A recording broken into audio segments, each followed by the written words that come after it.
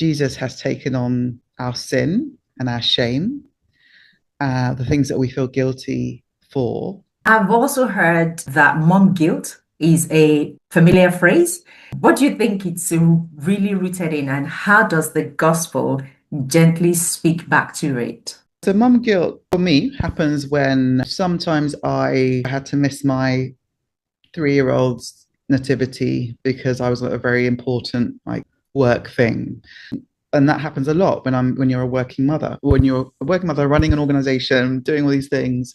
And that means sometimes I'm not there. My husband was able to be there that time. Other times we've sought other people to help. For some mothers, being a working mother is constant mum guilt. For some mothers, being a stay-at-home mother is mum guilt, because you might think, oh, maybe I should be going out and earning, or maybe I should be setting a good example by working my children. I think whatever situation you're in, basically they're all wrong in the kind of society's views of what mothers should be.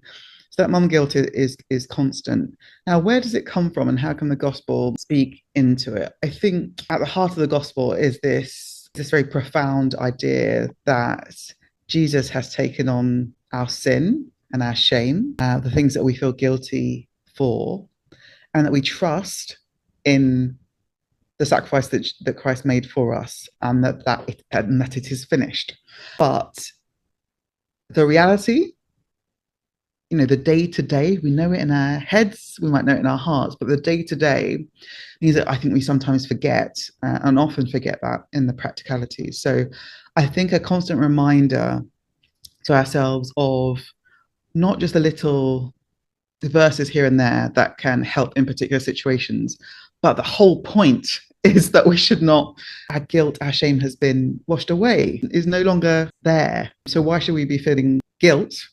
But again, in that, it's not that mothers are perfect. I'm not perfect. I get things wrong. It's not that I should not say sorry to my children sometimes for shouting or not being there. It doesn't mean that. I think ultimately, at the end of things, we have been forgiven. So remembering that. There is therefore now no condemnation for those who are in Christ Jesus. There's no need for us for the mom to feel guilty. Either you're working or you are a stay-at-home mom. Christ has already taken all those guilt away. You should just rest in the fact that he's done it. He's already paid the price. We can rest in him.